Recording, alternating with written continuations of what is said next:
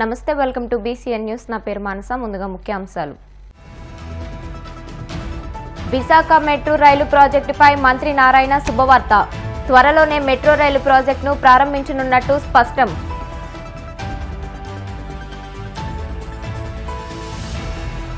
బాల్య వివాహాలను ప్రోత్సహిస్తే కఠిన శిక్ష తప్పదు. కాకినాడ జిల్లా రమణయ్యపేటలో ICDS PD ప్రవీణ అవగాహన.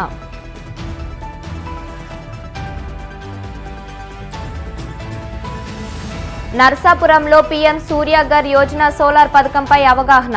ప్రజలు సద్వినియోగం చేసుకోవాలంటూ అధికారుల అవగాహన.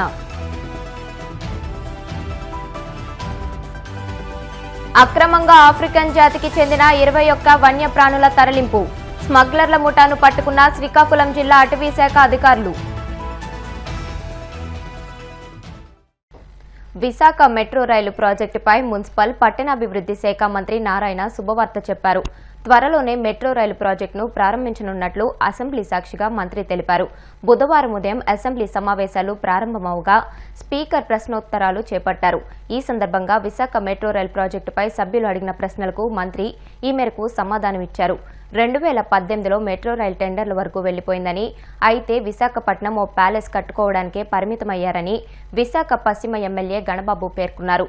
కోల్కతాలో మొత్తం మెట్రోకు కేంద్రం నిధులిచ్చిందని తెలిపారు. మెట్రో రైల్ ఫస్ట్ ఫేజ్లో మరో 6 కిలోమీటర్లు పెంచితే మరింత ఉపయోగం ఉంటుందని బీజేపీ శాసన సభాపక్ష నేత విష్ణుకుమార్ రాజు అభిప్రాయపడ్డారు. ఎన్డీఏ ప్రభుత్వం 11/8/2024లో 2 ఫేజుల్లో ఈ యొక్క ప్రాజెక్టు కంప్లీట్ చేస్తామని, ఫేజ్ 1 46.23 కిలోమీటర్లు, ఫేజ్ 2 30.67 కిలోమీటర్లు, అది కూడా కలకటా మోడల్లో. కలకటాలో 100% యాక్చువల్గా గవర్నమెంట్ ఆఫ్ ఇండియా రైల్వే వాళ్ళు ఆ ప్రాజెక్ట్ టేకప్ చేశారు. ఆ మోడల్లో చేస్తారు నిర్ణయించడం. దానికి సంబంధించి నేను పోయి యాక్చువల్ కన్సర్న్ మంత్రి గారికి యాక్చువల్ రిప్రజెంటేషన్ ఇవ్వడం జరిగింది. ముఖ్యమంత్రి గారు కూడా ఒక 15 రోజుల క్రితం ప్రైమ్ మినిస్టర్ గారికి లెటర్ రాశారు అధ్యక్ష. ఇందులో ఫేజ్ 1లో కారిడార్ 1 స్టీల్ ప్లాంట్ నుంచి కొమ్మాడి వరకు 34.4 కిలోమీటర్లు, 29 స్టేషన్స్. కారిడార్ 2 గురుద్వారం నుంచి ఓల్డ్ పోస్ట్ ఆఫీస్ వరకు 5.07 కిలోమీటర్లు, అది 6 స్టేషన్స్. కారిడార్ 3 తాడిచెర్లపాలెం నుంచి చిన్నవాల్టేరు వరకు 6.75 కిలోమీటర్స్, 7 స్టేషన్స్. మొత్తం వెలిసి 46.23 కిలోమీటర్లు, 42 స్టేషన్స్. 11,495 కోట్లతో యాక్చువల్గా ఇది ఎస్టిమేషన్ చేపట్టింది అధ్యక్ష. అయితే ఫేజ్ 2 కొమ్మాడి నుంచి భోగాపురం ఎయిర్పోర్ట్ వరకు 30.67 కిలోమీటర్లు, 12 స్టేషన్స్. మొత్తం కలిస్తే 76.9 కిలోమీటర్లు. అయితే ఫస్ట్ ఫేజ్ యాక్చువల్గా చేసి తర్వాత సెకండ్ ఫేజ్ పోతామని, ఎందుకంటే ఇండియాలో ఎక్కడ చేసినా వాళ్ళు ఫేజ్ 1, ఫేజ్ 2 లెక్కన చేశారు. అవన్నీ కూడా స్టడీ చేశాము. దాని మీద ఫేజ్ 1 యాక్చువల్గా శాంక్షన్ చేయమని కేంద్ర ప్రభుత్వాన్ని అడగడం జరిగింది అధ్యక్ష. ఇక్కడ రీసెంట్ గా ఈ యొక్క ఎన్డీఏ ప్రభుత్వంలో ఉన్న విశాఖపట్నంలో ఉన్న నాయకులందరూ యాక్చువల్ గా డిస్కస్ చేసి వాళ్ళు ఒక ప్రపోజల్ అడిగారు అధ్యక్ష. ఏదైతే ఇప్పుడు యాక్చువల్ గా ఈ మెట్రో లైన్ పోతుందో అక్కడ ఎక్కువ జంక్షన్స్ వస్తున్నాయి, క్రాసింగ్స్ వస్తున్నాయి. క్రాసింగ్స్ రావటం వల్ల ప్రతి క్రాసింగ్ దగ్గర ఫ్లైఓవర్ వేస్తే ఫ్యూచర్ లో అది అప్ అండ్ డౌన్స్ వస్తుంది. ఎందుకంటే హైదరాబాద్ లో సికింద్రాబాద్ రోడ్లు వేశారు, ఫ్లైఓవర్ దాని పక్కనే ఫ్లైఓవర్, అంటే ఇలా దిగి మళ్ళా ఇలా ఎక్కటం. అలాంటి ప్రాబ్లమ్స్ రాకుండా ఉండటానికి, జంక్షన్ లో ట్రాఫిక్ బ్లాక్ కాకుండా ఉండటానికి అక్కడ ఎన్నాడ, హనుమంతవాక, మద్దెలపాలెం, విప్రో జంక్షన్, గురుద్వారా, అక్కాయపాలెం, తాడిచెర్లపాలెం వీటిలో 14 కిలోమీటర్లు, 8 స్టేషన్స్. గాజువాక స్టీల్ ప్లాంట్ ఈ 2 జంక్షన్స్ దగ్గర 4.7 కిలోమీటర్లు, 2 ఫ్లైఓవర్లు, 2 లెవెల్ మెట్రో. 2 లెవెల్ మెట్రో అంటే ఫస్ట్ లెవెల్లో 4 లైన్ రోడ్డు ఉంటుంది, 8 మీటర్స్ హైట్. సెకండ్ లెవెల్లో మళ్ళా అనదర్ 8 మీటర్స్ మెట్రో ఉంటుంది. దానికి యాక్చువల్ గా వాళ్ళు ఇవ్వటం జరిగింది. ముఖ్యమంత్రి గారు విశాఖపట్నంలో రివ్యూ చేసినప్పుడు కూడా అక్కడ ఉన్న ఎమ్మెల్యేలు, ఎంపీలు చెప్పడం జరిగింది. దాని మీద యాక్చువల్ గా ఇమీడియట్ గా ఎస్టిమేషన్ చేయమని అధికారులకు ఇచ్చాం. వాళ్ళు యాక్చువల్ గా దాని మీద డిపిఆర్ యాక్చువల్ గా, అంటే మామూలుగా అయితే మెట్రో అయ్యేదానికంటే ఇది చేయటం వల్ల మరొక 180 కోట్ల కిలోమీటర్కి ఎక్కువ అవుతుంది, చేయమని యాక్చువల్ గా ఇచ్చాము. అది 4 నెలల్లో ఫీజిబుల్ రిపోర్ట్ వస్తుంది అధ్యక్ష. అది రాగానే దాన్ని కూడా కలిపి, అంటే ఏదైతే అక్కడ ఉన్న ప్రజాప్రతినిధులు అడిగారో దాని ప్రకారం యాక్చువల్ గా 2 లెవెల్ మెట్రోని టేకప్ చేయడం జరుగుతుంది. బాల్య వివాహాలు చట్టరీత్యా నేరమని, వివాహ వయస్సు నిండకుండా పెళ్లి చేసుకున్నా అలాంటి వివాహాలను ప్రోత్సహించినా కఠిన శిక్షలు ఉంటాయని ఐసీడీఎస్ పీడీ కె ప్రవీణ హెచ్చరించారు. Child rights advocacy foundation coordinator Swarnalatha ఆధ్వర్యంలో కాకినాడ జిల్లా రమణయ్యపేటలో ఎంపీడీఓ కార్యాలయంలో బాల్య వివాహ నిరోధక చట్టంపై అధికారులకు అవగాహన కల్పించారు. ఈ కార్యక్రమంలో ఐసీడీఎస్ ప్రాజెక్ట్ డైరెక్టర్ కె ప్రవీణ ముఖ్య అతిథిగా హాజరయ్యారు. కాకినాడ జిల్లాలో ఇంకా 26% మేర బాల్య వివాహాలు జరుగుతున్నాయని, వాటిని కూడా ఆపడానికి చైల్డ్ మ్యారేజ్ లేని జిల్లాగా కాకినాడను తీర్చిదిద్దేలా కృషి చేయాలని డీడీ ప్రవీణ చెప్పారు. అంగన్వాడీ కార్యకర్తలు, మహిళా పోలీసులు పాల్గొన్నారు. అయినా కూడా అడపదడప ఈ చైల్డ్ మ్యారేజెస్ మనకు కనబడుతున్నాయి. ఇంత అడ్వాన్స్ గా ఉన్న ఒక ట్రైబల్ బెల్ట్ అంతగా మన దగ్గర లేదు, లేకపోతే డిప్రైవ్డ్ కమ్యూనిటీస్ కూడా తక్కువగా ఉన్నాయి. ఈ ఏరియాలో కూడా ఈ రోజుకి కూడా చైల్డ్ మ్యారేజ్ కనబడుతూ ఉండడం అంటే తెలియదు అన్నది ఎవరికి లేదు, అందరికీ తెలుసు. కాకపోతే అన్నిటితో పాటు ఇది జరగనివ్వండి ఏమవుతుందిలే అన్న ఒకలాంటి నిర్లిప్త భావంతో, తేలిక భావంతో తల్లిదండ్రులు అనేది ముందుకు వెళ్ళిపోతూ ఉండడానికి కారణం ఏంటంటే దాని యొక్క ఎఫెక్ట్ అనేది గుర్తించలేకపోవడం.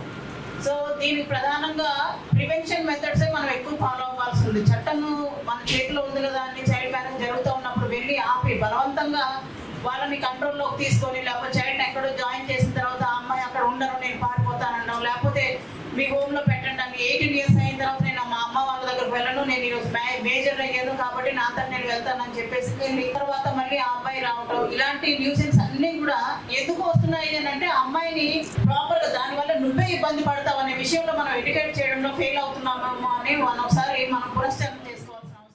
న్యూట్రిషన్ లేకపోవడం వల్ల చాలా మంది హెల్త్ ప్రాబ్లమ్స్ వస్తున్నాయి. న్యూట్రిషన్ తీసుకోవడం ఒకటైతే దాన్ని మనం కొన్ని పాటించాలి. అదేంటంటే చాలా మందికి ఇప్పుడు ఈ రోజుల్లో వాటర్ ఎలా తీసుకోవాలో కూడా తెలియదు. కంపల్సరీగా 4 liters వాటర్ తీసుకోవాలి. అది తీసుకునే విధానం కూడా ఉంటుంది. అది తెలియక చాలా మందికి హెల్త్ ప్రాబ్లమ్స్ వస్తున్నాయి. ముఖ్యంగా ఇది వరకు మనకి గ్రామాల్లో ఉన్న పంచాయతీ వ్యవస్థ ఉండేది. ఇప్పుడు అలా కాకుండా సచివాలయం వ్యవస్థ రావడం జరిగింది.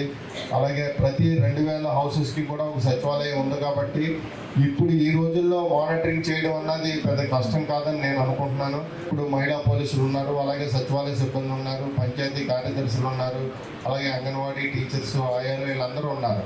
మనం ముందుగా మ్యారేజ్ గ్రామాల్లో మనం ముందుగానే తెలుస్తుంది, పలానా ఇంట్లో మ్యారేజ్ జరుగుతుంది, పలానా అది ఖచ్చితంగా మనందరికీ ముందుగానే తెలుస్తుంది. తెలిసిన తర్వాత మీరు ఒకసారి వాళ్ళ ఏజ్ని కూడా మీరు నిర్ధారించుకుని జనరల్గా మీకు తెలిసిపోద్ది అది బాల్య వివాహమా లేకపోతే 18 సంవత్సరాల నిండి అన్నది మీకు అందరికీ తెలుస్తుంది. అది పెద్ద విషయం ఏం కదా గ్రామాల్లో తెలుసుకోవడం. ఒకవేళ అటువంటి బాల్య వివాహం ఏమన్నా చేస్తున్నారు అని మీ దృష్టికి వస్తే ముందుగానే మీరు తల్లిదండ్రులను మోటివేట్ చేస్తే వాళ్ళకి చాలా ఉపయోగం ఉంటుంది. కాకినాడలో క్లాబ్ వాహన డ్రైవర్ల ఆందోళన 19వ రోజుకు చేరుకుంది. ఆందోళనలో భాగంగా వినూత్న రీతిలో క్లాబ్ వాహన డ్రైవర్లు తమ మెడకు ఉరితాడు బిగించుకుని నిరసన తెలియజేశారు. ఈ సందర్భంగా సిఐటియు కాకినాడ నగర కన్వీనర్ మలక వెంకటరమణ మాట్లాడుతూ 3 నెలల నుంచి జీతాలు లేక ఇబ్బందులు పడుతున్నామని, కుటుంబాన్ని పోషించుకోవడం కష్టతరంగా ఉందని కార్మికులు ఆవేదన వ్యక్తం చేశారు. జీతాలు త్వరగా చెల్లించకపోతే నిరసన కార్యక్రమాలను మరింత తీవ్రతరం చేస్తామని హెచ్చరించారు. నెల నుంచి 19 రోజులు నిరసన చేస్తున్నామండి. క్లాబ్ డ్రైవర్స్ అండి మేము ఈవేళ ఉరి కార్యక్రమం చేస్తున్నామండి. మాకు జీతాలు 3 నెలల మట్టి జీతాలు లేవండి. ఇలాగే కంటిన్యూషన్ అవుతే మేము నిజంగానే ఉరి వేసుకోవాల్సి వస్తుందని మేము అందుచేత మాకు 3 నెలల జీతాలు మాకు త్వరగా ఇప్పించాలని, మాకు అలాగే మాకు పిఎఫ్ ఈఎస్ఏ మాకు అందివ్వాలని, ఐడెంటిటీ కార్డులు అందివ్వాలని, మాకు జియో నెంబరు 36 ప్రకారంగా 24,500 జీతం మాకు అమలు చేయాలని కోరుచున్నామని గౌరవనీయమైన కమిషనర్ గారికి, ఎంహెచ్ఓ గారికి, మున్సిపాలిటీ అందరికీ మేము కోరుచున్నామని. కాకినాడలో క్లాబ్ డ్రైవర్లు 120 మంది పనిచేయడం జరుగుతుంది. ఇప్పటికే 3 నెలల బకాయి జీతాలు మాకు చెల్లించకపోవడంతో ఇవాళకి 19 రోజు నిరసన చేయడం జరిగింది. నిరసన ప్రతి ఒక్క కమిషనర్ గారికి, గౌరవనీయులైన ఎంహెచ్ఓ గారికి, కలెక్టర్ గారికి, మన గౌరవనీయులైన ఎమ్మెల్యే గారికి అందరికీ కూడా తెలియపరచడం జరిగింది. ఈ 19 రోజుల నిరసనలో ఏ విధంగా చేసినా కూడా మా యొక్క బాధలు స్పందించట్లేదు. ఇవాళ రోజున ఉరి వేసుకొని డ్రైవర్లు నిరసన వ్యక్తం చేయడం జరుగుతుంది. ఇప్పుడు కనుక మమ్మల్ని స్పందించకపోతే ఇదే ఉరి వేసుకోవడం నిజం చేసి మా యొక్క ఆవేదన వ్యక్తం చేయడం జరుగుతుంది. కాబట్టి గౌరవనీయులు అందరూ కూడా మా యొక్క జీతాలు వెంటనే చెల్లించవలసిందిగా, అదేవిధంగా నగరపాలక సంస్థలో ఏ విధంగా అయితే మున్సిపల్ కార్మికులు డ్రైవర్లందరికీ మీరు 24,500 రూపాయలు జీవో నెంబర్ 36 ప్రకారం ఇస్తున్నారో అదే జీతం మా అందరికీ కూడా ఇవ్వాలని, వారాంతపు సెలవులు అమలు చేయాలని గౌరవనీయ కమిషనర్ గారికి కోరడం జరుగుతుంది. Paida Venkatanarayana Sushila Raghavaratnamma academy of education సేవలు అభినందనీయమని కాకినాడ జిల్లా ఇంటర్మీడియట్ వొకేషనల్ అధికారి జి నూకరాజు పేర్కొన్నారు. కాకినాడలో స్థానిక బాలాజీ చెరువు సెంటర్ వద్ద ఉన్న పిఆర్ ప్రభుత్వ జూనియర్ కళాశాలలో ఇంటర్ విద్యార్థులకు ఎంసెట్, నీట్ పరీక్షల స్టడీ మెటీరియల్స్ పంపిణీ కార్యక్రమం చేపట్టారు. ఈ కార్యక్రమంలో జిల్లా ఇంటర్మీడియట్ వొకేషనల్ అధికారి G Nookaraju, Paida Venkatanarayana, Sushila Raghavaratnamma academy of education నిర్వాహకులు పైడా శ్రీరామకృష్ణయ్య, పైడా వెంకటేశ్వరరావులు ముఖ్య అతిథులుగా పాల్గొన్నారు. దాతలు అందజేస్తున్న సహకారాన్ని విద్యార్థులు సద్వినియోగం చేసుకుని ఉన్నత స్థితికి ఎదగాలని కోరారు. ఈ కార్యక్రమంలో ట్రస్ట్ సభ్యులు పైడా శ్రీనివాసరామకృష్ణ, పైడా సోమేశ్వరరావు, వెద్రుపల్లి శారదాదేవి, ఉమెన్స్ కళాశాల ప్రిన్సిపల్ సిహెచ్ మూర్తిరాజు పాల్గొన్నారు. కాకినాడ నగరంలో ప్రధాన పార్కులను ప్రైవేటీకరించేందుకు స్మార్ట్ సిటీ కంపెనీ ప్రణాళిక డాక్యుమెంట్తో సిద్ధంగా ఉందని, సముద్ర తీరాన్ని ప్రైవేటీకరించే ఏర్పాట్లను ఉపసంహరించుకోవాలని పౌర సంక్షేమ సంఘం పేర్కొంది. అభివృద్ధికి తాము వ్యతిరేకం కాదని, కానీ ప్రైవేటీకరణ చేయడానికి తాము అంగీకరించేది లేదన్నారు. కేంద్ర, రాష్ట్ర ప్రభుత్వాలు కల్పించుకొని అభివృద్ధి పనులు చేపడితే ఎలాంటి అభ్యంతరం లేదన్నారు.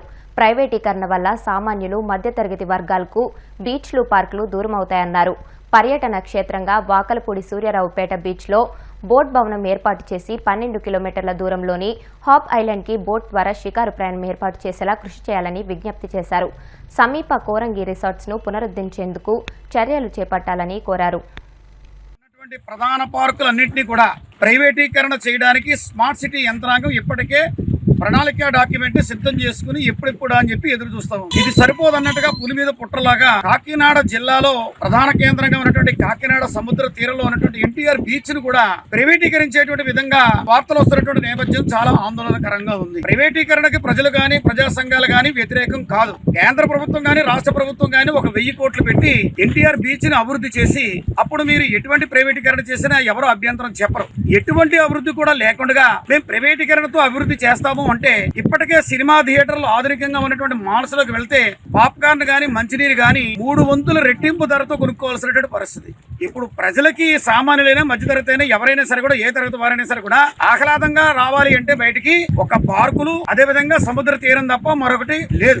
ఒక బండి ఉంటే అటు ఇటు రాను పోను ఒక 1/2 లీటర్ పెట్రోల్ తోటి, అదే విధంగా ఒక 100 రూపాయల జేబులో ఉంటే ఏదైనా అక్కడ చిన్న చిన్న వస్తువులు కొనుక్కుని ఆహ్లాదంగా పొంది ఇంటికి వెళ్ళేటువంటి అవకాశం ఉంది. ఇప్పుడు ఈ ప్రైవేటీకరణ చేస్తే వేలల్లో జేబులో డబ్బులు పెట్టుకుని కావాల్సినటువంటి దుస్థితి ఏర్పడుతుంది. ఇది మంచి పద్ధతి, మంచి విధానం కాదు. కాబట్టి కేంద్ర, రాష్ట్ర, కూటమి ప్రభుత్వాలు ఈ ప్రైవేటీకరణ విధానాలని పక్కన పెట్టాలి. ముందు అభివృద్ధి చేయడానికి నిధులు తీసుకురావాలని పౌర సంక్షేమ సంఘం డిమాండ్ చేస్తా ఉంది. వాకలపూడి కాకినాడ తీరానికి 12 కిలోమీటర్ల దూరంలో అతి దగ్గరగా ఉన్నటువంటి హోప్ ఐలాండ్ కి ఆ యొక్క బోటు భవనాన్ని నిర్మాణం చేసి బోట్ల ద్వారాగా హోప్ ఐలాండ్ తీరాన్ని చూసి తిలకించేటువంటి పర్యాటక క్షేత్రంగా తీర్చిదిద్దితే అద్భుతంగా ప్రపంచ పర్యాటకులందరూ కూడా ఇక్కడికి వచ్చేటువంటి పరిస్థితితో ఆర్థికంగా అభివృద్ధి చెందేటువంటి అవకాశం ఉంటుంది. అటువంటి ప్రణాళికలు చేపట్టాలని పౌర సంక్షేమ సంఘం కోరుతా ఉంది. కాకినాడ తీరంలో దగ్గరగా ఉన్నటువంటి కోరంగి రిసార్ట్స్ ని పునరుద్ధరణ చేసినట్లయితే ఆదాయ వనరులు ఏర్పడేటువంటి అవకాశం ఉంటుంది. సామాన్యులకి కానీ, మధ్యతరగతికి కానీ, ధనికులకు కానీ అందరికీ కూడా సముద్ర తీరం, పార్కులు అనేటువంటి అవసరం. అయితే ప్రజల కష్టాలు పాలు చేసేటువంటి వాతావరణం ఉండకూడదు. మీరు ఎటువంటి ప్రైవేటీకరణ చేసినా, ఏ విధమైన ఏర్పాట్లు చేసినా సముద్ర తీరంలో కానీ, పార్కుల్లో కానీ ఏ వర్గ ప్రజలైనా సరే కూడా ఎటువంటి ధరలు లేకుండా ప్రవేశం ఉండేటువంటి మార్గం ఉండాలి. అది లేనట్టయితే కనుక పౌర సంక్షేమ సంఘమే కాదు, ఏ ప్రజా సంఘం అయినా సరే కూడా ప్రభుత్వ తీరుని పూర్తిగా వ్యతిరేకించడం జరుగుతుంది. ఇప్పుడు కాసేపు ప్రకటనలు.